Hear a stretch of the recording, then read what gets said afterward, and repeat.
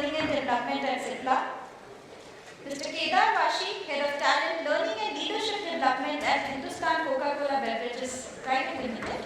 Ms. Ashwini Jagdale, Head of L&D at Jagdale. Vipin Kaul, Head of APAC Sales and Enterprise Renewals at Adobe. Mr. Arjun Gupta, Founder CEO at Courseplay. Mr. Partha, Sarathy, Head of Instructional Design at Tesseract Learning. Dr. Rajiv, Sinha, Head Business Excellence Corporate HR, Learning and Development at Larsen and Toubro. And Mr. Shah, Head of HR at Capita. And this elite panel would be moderated by Sarita Fernandes, Senior Director Practice Lead, Learning Advisory and Transformation Global at Capgemini. Please welcome them with a huge round of applause.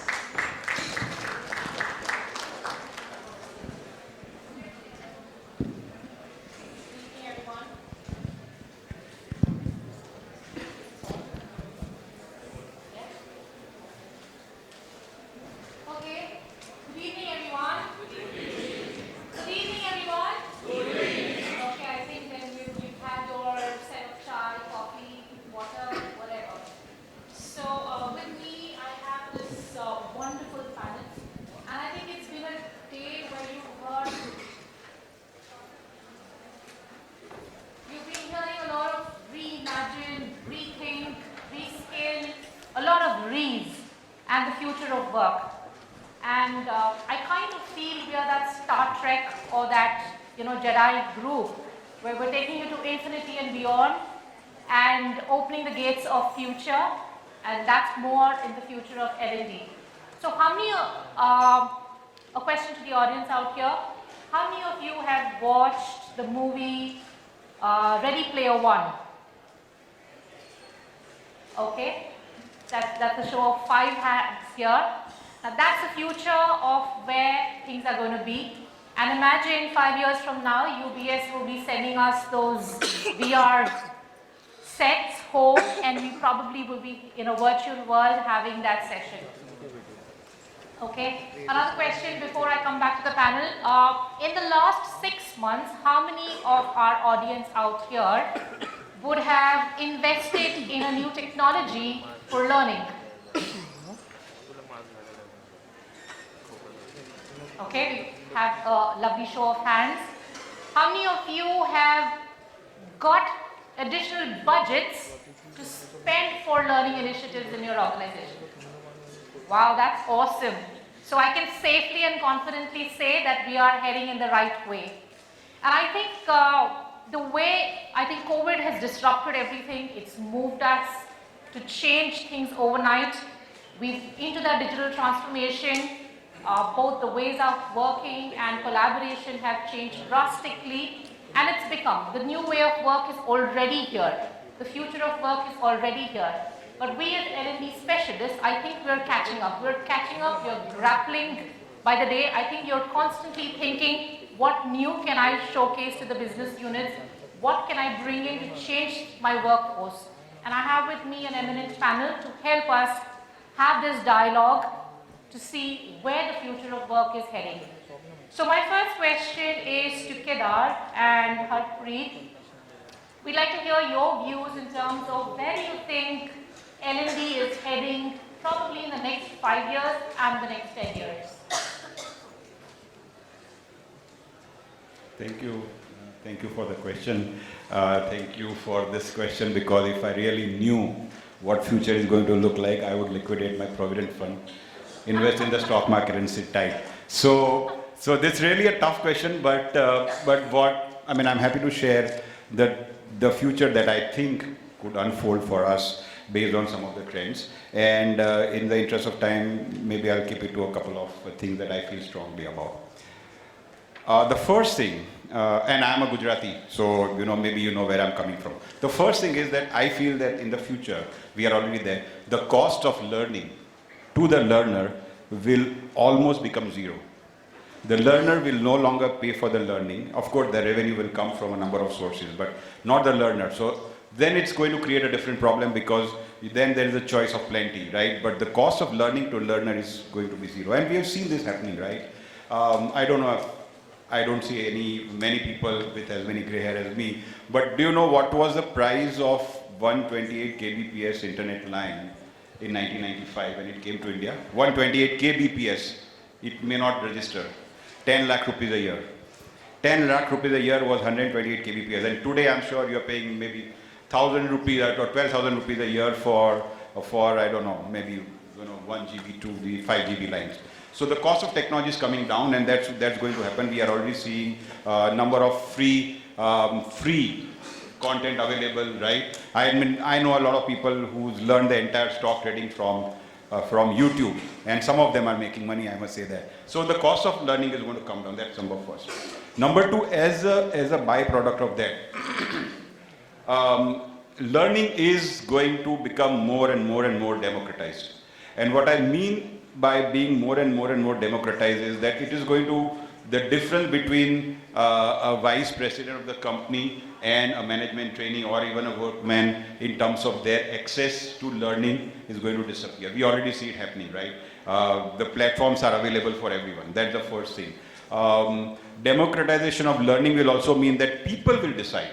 The learner will decide what, where, how they want to learn, and not the other way around, right? So the role of the L&D professional is going to be more of somebody who can recommend or somebody who can differentiate, but not somebody who can create, because that's, so the learner is going to be powerful. And very quickly, because I know we have limited time, but the third thing I feel the future will see is the way different technologies which are already there currently, like artificial intelligence, like voice recognition, like virtual reality, they all will come together to create a seamless learning experience, a real-time learning experience for the learner. So for example, I work for a beverage company in Coca-Cola, and our mission was or is to make the beverages available at arm's length of desire. Because the real sale doesn't happen, right? People buy, but you have to make it available.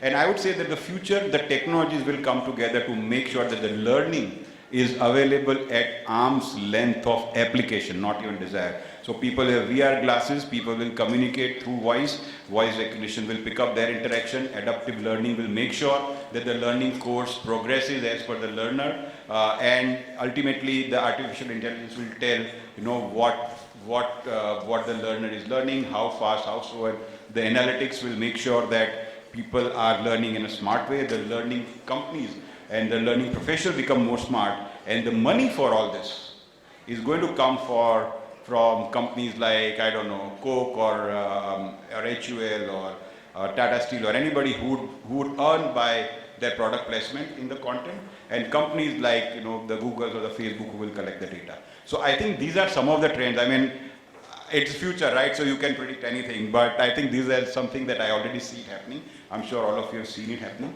and this is where we are going according to me. So if 5 years down the line all of us are around and we still meet, we'll see how much comes true and how much is gone to a different direction.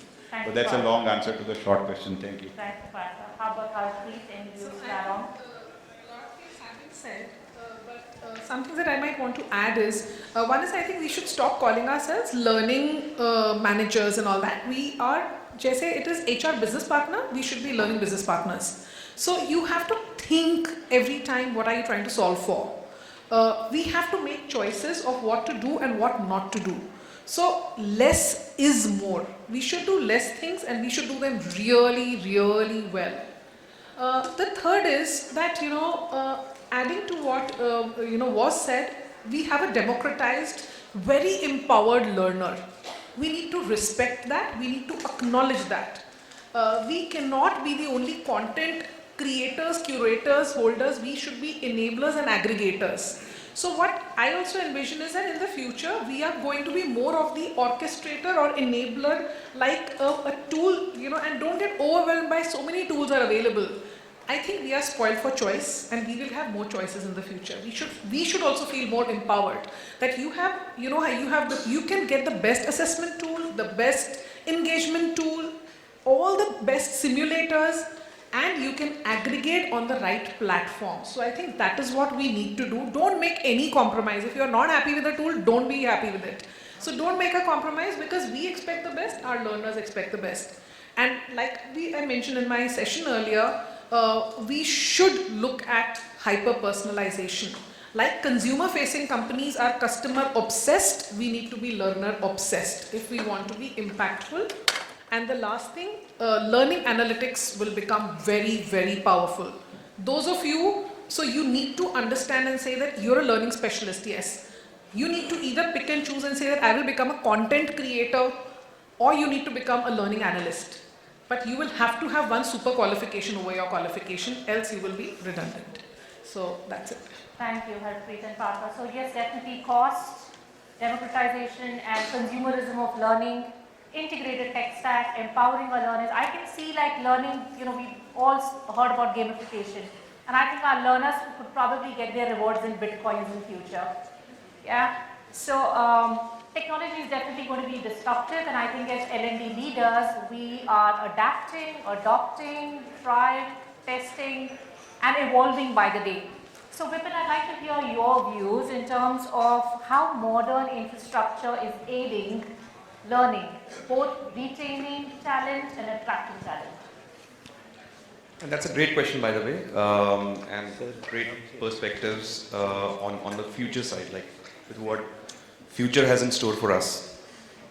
From the technology stack, I might break it down into three parts. First being the technology itself, how accessible the technology is, and how easy it is for the consumers to grasp. So that is one part of it, like the technology itself. The other part of it is the push and pull mechanism that we keep on talking about, right? So wherein arises that difference between LMS and LXPs. What's that best fit for us, right? So wherein one part of the group that says that no, I mean it's the LMS because we want to drive the way we want, right? So we want to set the way we want. We want to have governance on it. We want to control it rightly in the right forums, right? And the LXP favored candidates say that no, I mean we want to give the power to the learner. The ideal fit, as I've seen in most of the scenarios, kind of works hybrid, even on the technology side, hybrid even works there. Because when you have learning plans which are automated, curated, flowing in the right direction, you need automation on the learner side, which comes from the likes of AI and ML. And wherein a learner goes through that journey himself. So as in my presentation I was talking about how AI and ML are coming to the fore. So here and again in the technology side, new technologies like Sensei, Adobe has a wonderful technology by the way, and our platform kind of encompasses that. So Sensei enables our learners to get recommended paths, and that keeps them engaged. That keeps them having that sense of belonging that never breaks, right? So learning has to be as a flow, as we heard from other members as well in the morning. Learning has to be as a flow, right? So that never breaks.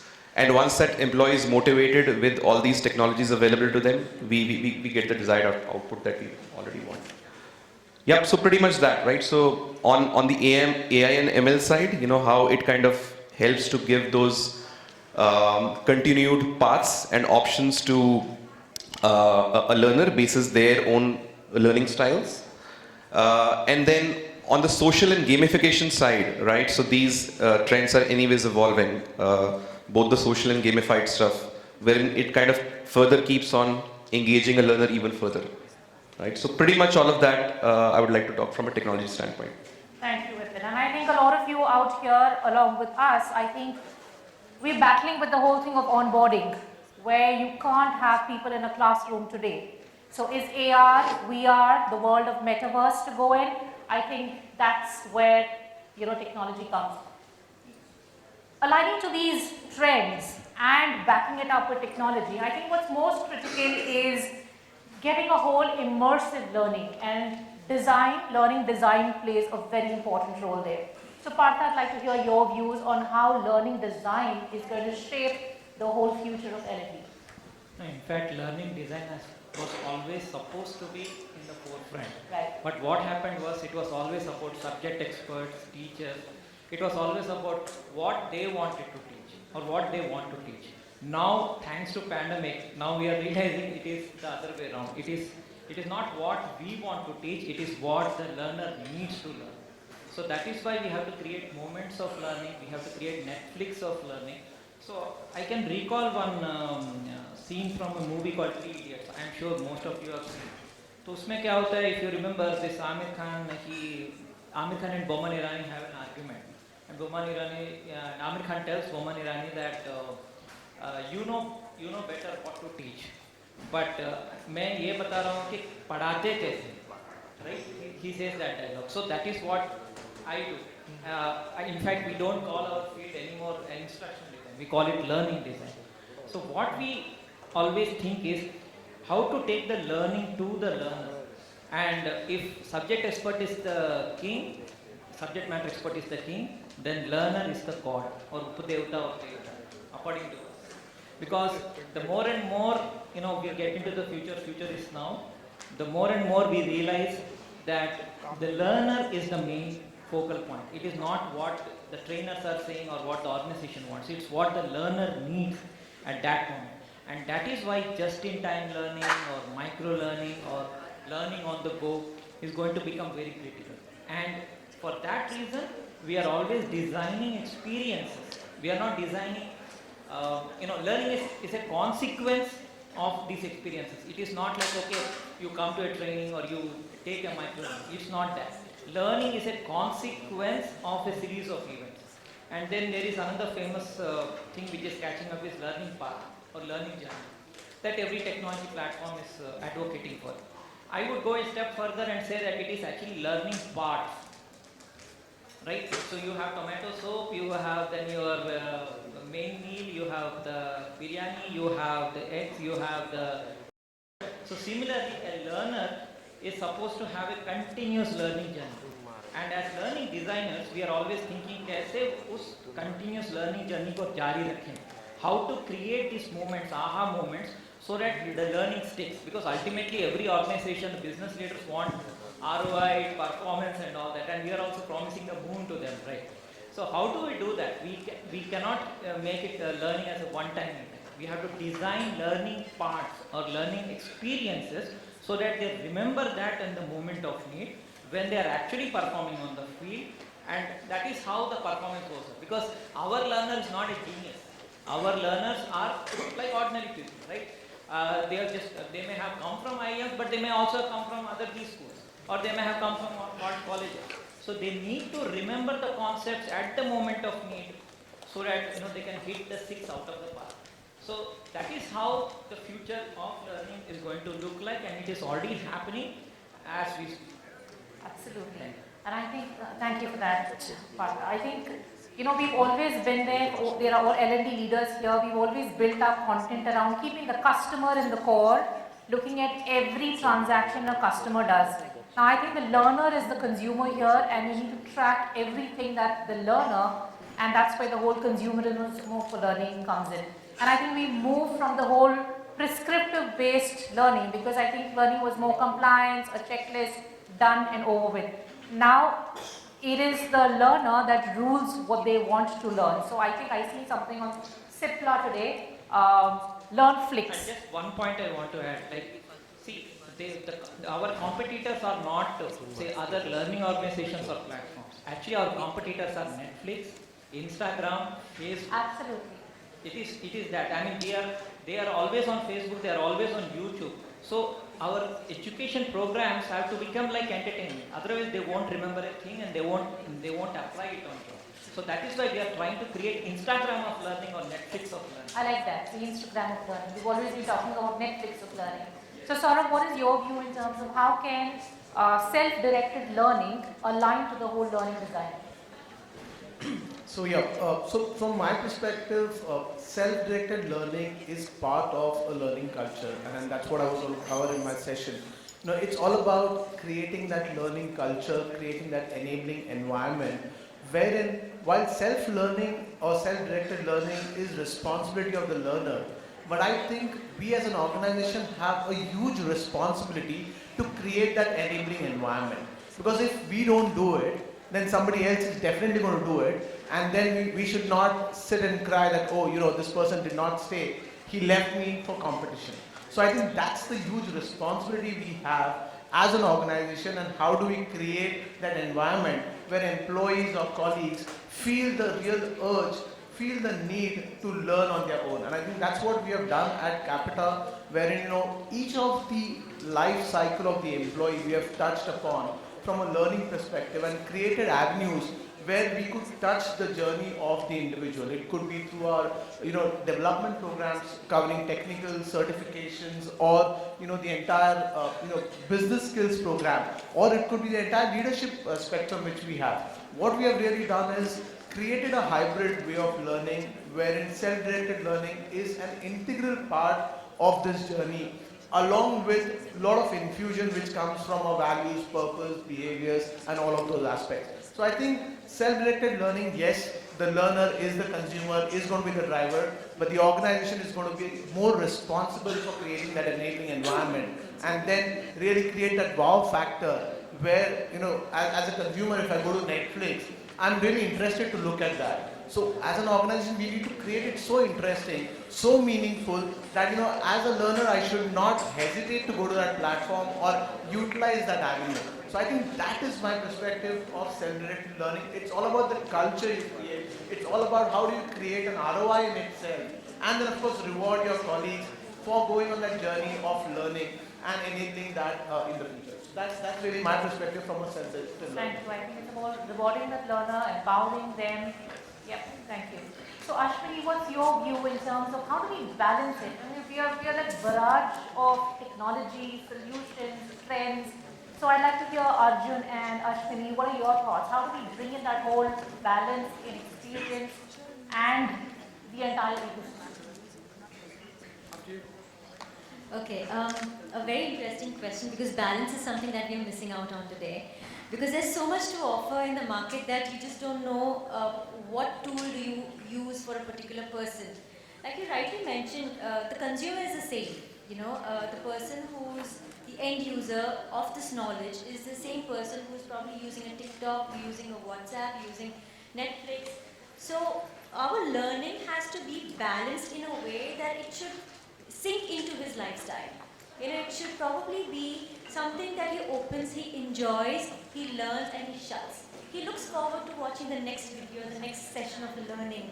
I think humor is another very important point that we miss out in our learning, that we keep everything so serious, so uptight, that the end user loses interest in learning even the smallest, easiest thing that he wants to learn.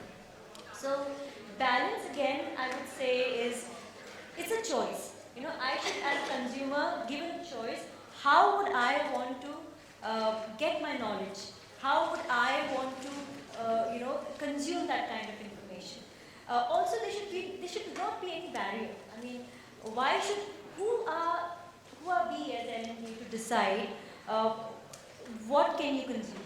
It should be open. Like very correctly when you mentioned, it should be open. A director could watch or learn something from the training modules. An executive should also have access to that. Why not? And you never know, like I mentioned earlier in my presentation as well, cross-functional, you never know, somebody who's an executive might suddenly discover that he's so good at something, he would want to come up to you and ask for that job that you've been looking out to give somebody else. So I think that's where I have my take on, balancing, innovation, giving people an opportunity to expand their knowledge, but in a more lighter form, not very uptight and very serious.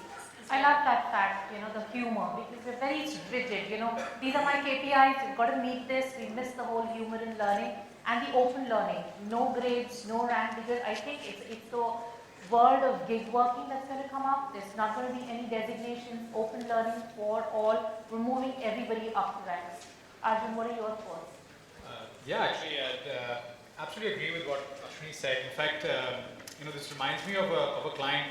They are one of the largest food delivery companies in the country, one of the biggest employers of the country. And I'd seen, the content that they created One particular model that stood out to me is they had made an episodic series and they had a Munna Bhai spoof, and they really made it extremely entertaining. I was thrilled. I couldn't get enough of it, and that's the future of learning as well. And in terms of creating that balance, making sure you get that pull effect when it comes to content, where it becomes like entertainment and you learn along the way, especially for the bottom of the pyramid, your blue collar guys, your delivery guys. That's the kind of stuff that really works very well. I'll also say that, building on what Kedar mentioned with the lowering of the cost of a lot of these training programs, this is the best time to experiment. So if you want to bring in some kind of a new idea to find a balance between, top-down learning and bottom-up learning, between classroom training and on-the-job learning, this is the best time to do it. We can, faster than ever, at a lower cost than ever, set up small experiments across the company and see what's working, what's not working, and find that balance for ourselves. Every company is unique, and that's, I think, my take on how we can find that balance in the organization. Thank you, Arjun. And I think, we've got the platforms, we've got the balance, we've got the culture, we've got the content. What we're missing is, I think, as L&D leads, we would always have an MIS person within our team. It's no more MIS, it's analytics. So, Amit, I'd like to hear your views in terms of how can we leverage and optimize people analytics to maximize the whole L&D future of work. Excuse me? Yes. Rajiv. Rajiv, I'm so sorry. No. Yeah, analytics part is one thing. Okay. Just few couple of perspective actually I am thinking to share with you, because a lot of talk is going on around the technology. L&D is always using technology in a big way. If you recall, the first simulator, the plant operation simulator, was built in 1960s. That is so old actually. Somewhere in 1990s, management school started huge simulation in the education, computer simulation I mean to say. And many simulators, we all have seen that flight simulator, then even Maruti has their own driving school simulators. At L&D, if we talk about that, then we have the power plant simulator, we have the metro train simulator. So technology is always there, was always there, and it is always there. The metaverse you talk, and we have not yet seen anyone delivering training in the metaverse, but I will not be surprised if in another 6 months or in another 1 year, some organization will be experimenting with all this. Accenture has started with its onboarding on metaverse. Yeah, onboarding, And yes. there's also been, I think, a singer, Laurie, who's done his first concert in metaverse. Yeah, so L&D is very soon start that. But there is one perspective which I want to tell here. What all these technologies actually doing? These all are democratizing the whole learning. But there is a problem also with that. While democratization is a good thing or bad thing, we don't know actually. To be very honest, I will say that jury is still out. Because the learners have their own perspective about the learning. He sees his future, where I am going, and then he chose to learn as per his preferences. Organization might have some different perspective as well as the preferences. So where that alignment is happening, or whether we can do those kind of alignment, or where that fine balance is happening, to look into that fine balance. That is the one concern I will say, or one perspective. But there is one more perspective actually is there in the democratization of learning. And that is that because the value of training is going down. When earlier time, when the classroom training was there, and then people used to, the training heads or the organization used to nominate you for some training program, you were attaching lot of value with that training. But now it is available almost at free actually. For the employee it is the free and anytime, anywhere. When something is like a problem of plenty, I will say, when something is available anytime, anywhere, then you will not value that. Interestingly, the other aspect is that technology is trying to make the whole learning more and more engaging. That is the whole purpose of whether AR, VR we are doing, or metaverse we are doing.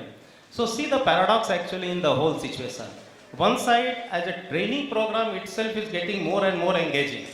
But the bigger ecosystem is not allowing that learner or the trainer or the employee to be more motivated and more engaged with the training program. So this is the another perspective we have to keep in mind. As a L&D manager, we have to see this, how to make a balance between these two, three things actually. Absolutely. Thank you so much. And I think the whole L&D landscape is definitely changing, and we've heard the whole thing about learning and flow of work.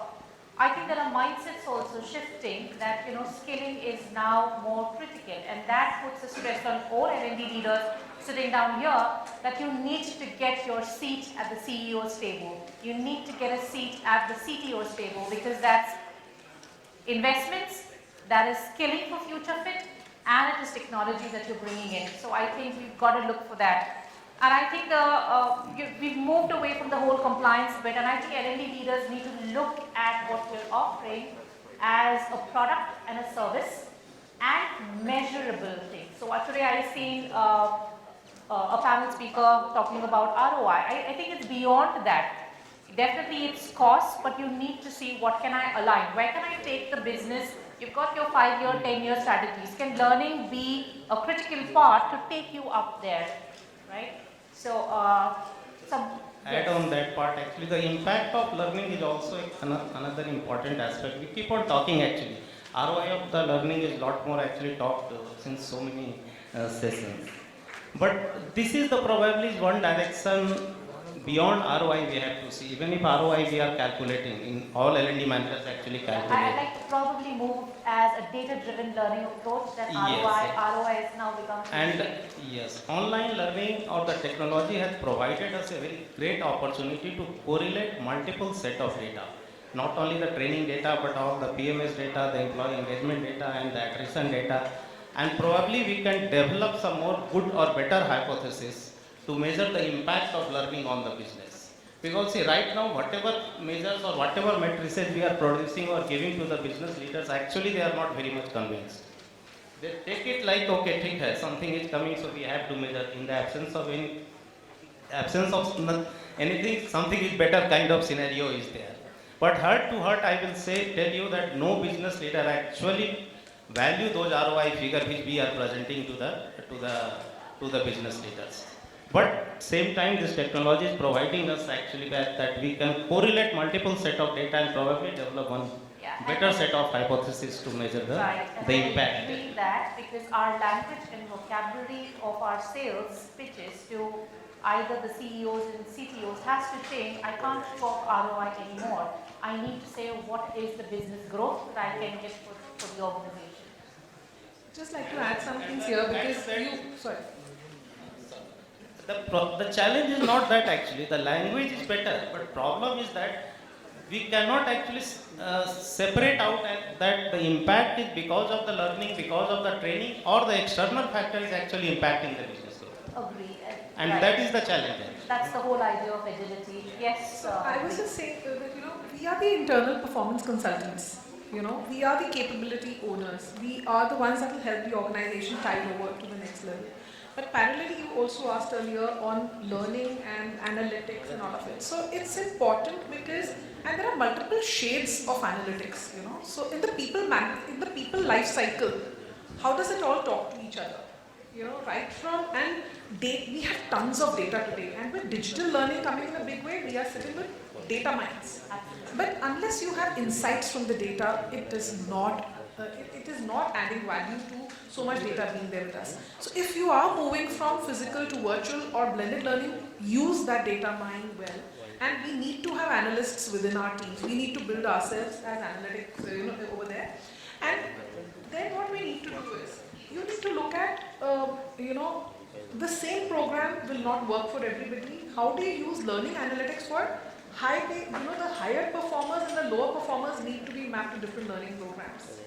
Learning impact, you need to have the right matrices which are aligned to businesses. And very quickly I'll share an example, like for us, when we look at learning matrices, so the growth and it is difficult to do, it's always difficult to do, but nobody will talk, listen to you if you talk only efficiency and number of programs. We have to talk impact. So on onboarding, what is the turnaround time that you have of making your person market ready? While you do that, when we say market ready for us, when does a person start earning incentives after joining? So if earlier the person was earning incentives after joining in 6 months, today I'm able to do that in 3 months. Then business values what you're doing. How quickly do the process questions decrease? So when a person joins in, they were on an average every month, if 5,000 questions used to come and now 2,000 come, people are able to do their work well. If in front of a customer, a person could call out a sales pitch for 35 seconds earlier, they are doing it for 1 minute and 10 seconds. So the average time of 10,000 people is actually increased by multifold in terms of customer facing. So we need to define our matrices very well. And believe me, the day you do that, your value and your chair on the CEO's desk, any desk, you can walk into anybody's cabin and tell them, because then you're an enabler to generate business. You're not an enabler just, one more function in the organization. They will, that bridge has to be shown by us to them. But this is the value that we bring. So it's I've the got a radical thought on yeah, that. sure. I've got a radical thought. And this is something which we have practiced in the technology space for Capita. We have really not looked at, so we have looked at enabling and making our employees more employable. So we have gone beyond saying that, if we give this learning, if we, build this capability, the person is going to go and hunt for a job outside. So I think we probably have to also shift our mindset from ROI, efficiency, how is it going to impact my organization, and think a little radical of how is it going to impact the ecosystem around. And I can clearly vouch, last 8 years we have been practicing this. And we've literally not had people walking out of the door when we really build that capability. Exceptions are there. So I think outside thinking also needs to come in, and not focus only on the analytics around what is the ROI, what was the efficiency. I should look at how my capability has been enhanced. Did I really get recognized as moving up the value chain from a learning perspective? So that's my thought and my approach from a efficiency, ROI, analytics perspective. Thank you. Just one last question here to the panelists. What do you think are some of the threats if we don't take the right decisions? Be it platform, be it culture, be it content. What do you think? And open to anyone out here. What do you think some of the threats that we might make some? Probably be out of competition. The biggest threat is our own self, our mindset. We want everybody to be agile, but are we agile enough? And are we our biggest critics? If we are our biggest critics and we actually think that, for everybody to be agile, first we have to be agile, and we have to invest in our learning. We have to learn technology. Like you mentioned, and you asked a question, how many of us have learned, anything related to technology? So we cannot run away from it. We might be mapped to any businesses, any domains. We have to understand, because that is how you deal with vendors. That is how you deal with what you're wanting to get. Thank you so much. Agility and mindset, I think, is. Maybe we'll open it to just 2 questions. Archie, if I have the permission, can I take 2 questions from the audience for our panelists? Yes. Am I audible? You are. First of all, thanks for inviting me, and thanks for a lot of things which I have learned over here. One thing when your discussions were going on, which struck me, that in the organization, every function has got only one objective, that is profitability. Why learning and development is afraid of partnering? We have strategic HR. Why can't we have strategic L&D? And here we are talking about ROI for ages, not today. What's your take, sir? That's it. I don't think profitability is the end goal any longer. It goes way beyond, right? I don't even think shareholder value is the end goal any longer. I think it goes way beyond for organization to add value to the society, to create, to contribute to the growth of the economy or whatever you call it. So I think even as learning professionals, we need to start looking beyond the value or the monetary value that we are adding to the organization. I personally would feel, and all of us are learning professionals, and I personally take a lot of pride in the fact that everyone sitting in this room, you are not adding dollars to your company. I mean, that's a basic objective. You're not only just contributing to the economy. I think the job of a learning professional is you are really building nations, or you are really contributing to creating a more enlightened world. So I would say, you know, we need to start, the moment we start looking beyond, to your question, right, we looking beyond profitability or even shareholder value, that's when we will really start to broaden our perspective and see that where all can we add value, right? So it's possible that like I was having a very heated discussion with some of the people from our global team, is that if people in our talent pipeline are on the talent map or you know, on market map of a lot of companies, that's a success measure. Right, wrong, I don't know. If I have all my senior management which is like coachable from the market, should I be happy? Should I not be happy? I mean, we had that debate, right? But at the end of it, you know, we need to start looking at inclusion which goes way beyond our organizations and really create a talent pool. Then there are a lot of other factors which will make sure that they contribute. But we need to create a talent pool for the economy or for the country or even beyond the country. I mean, that's the way I see it, the role of strategic learning. Can someone pass the mic?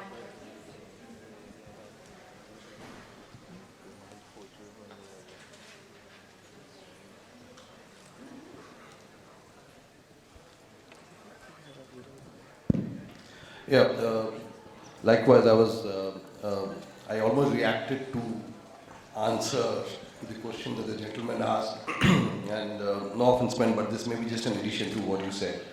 I personally believe that when you value an organization, when an organization is valued either from an M&A standpoint or from an investment standpoint, whatever, the valuation generally is much beyond profitability, like you said, right? I think skills that are available in the organization is valued, number one.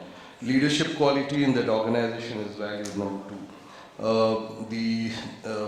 The standing or the market share is valued, the quality of your revenue is valued. I don't know, I mean, profitability is, of course, we know how many companies are in the stock market today and how many companies are really profitable there. But then I think from a revenue generation standpoint, leadership quality standpoint, skills ecosystem, and the difference it makes to the entire space in the workforce ecosystem. I think we all make dents in those places, but I don't know whether we speak about it enough as our objective statement. But I think we do much larger work, more than what we do transactionally on a day-to-day basis. Yeah, and I'd probably like to add to both of you here is I think the L&D teams are more, I'd like to say that you're more in business today. And it's just that we need to change and align to the business dialogue and sell what we're doing. You know, we're beyond this calendars, L&D, leadership training. It's a passe right now. I think you've got to change your approaches, your methodologies, the way you're calculating, the way you're positioning things. I think no one's scared. None of the L&D leaders sitting down here are scared. It's just go ahead, challenge your business leaders is what I can say. One last question, and I think we're keeping you away, the awardees who are waiting to get their awards. So maybe one last question, and then we could wrap this up. If there isn't any, okay, I'll take that as no. Okay, there's one here. That's the last one. He saved the best for the last. So I think it was very insightful from the goals of L&D to sustainability goals, actually, you know, and I think that those perspectives really helped. One traditional question which I'm again repeating, you know, and I would want to have some advocacy thoughts of, should a learning function be a line function or a central function? I think that's been the huge debate we've been having throughout years, but what are your thoughts in this current context? It has to deliver the impact for the business. Should it be a line or a central function? A COE or a line function? That's the thought, you know, that's a thought to ponder. So. I'll take that one. From my perspective, it really doesn't matter where it sits, but alignment is, end of the day, it is just a positioning. From my perspective, the impact and the autonomy which the function will have is what matters. If it is line or central, if you have the autonomy, you have the intent, you obviously have the budget coming your way, and you have the freedom to do things. From my perspective, it doesn't matter where it sits. It should be able to create that impact with the necessary support from the organization. So maybe I'd like to add my thoughts here. I'm more of the COE, kind of alignment there. And why I say COE, because you can have a hub of SMEs. You're able to get a lateral view of all businesses, and there's fungibility of resources that you can use. Because if you have a line, then it's becomes very territorial, which doesn't really work. When you become a COE or a shared service, and that's where a lot of organizations are moving towards, is having a COE shared services, because then you can enhance skills, you become subject matter experts, you can closely move within business units, and you've got best practices to take into other units also. So I think there's a lot of win-win out there, and that's a different perspective out here. So I think that also there could be a mix. So maybe like your leadership academies could be across. Functional academies could be mapped to functions, but not reporting into them, but be a COE, but be function mapped. And they work really well because then you think with the functionality. And there would be, some things could be, so there will have to be a matrix within this also for you to be successful and eventually whatever. Right, it's going to be kind of an approach.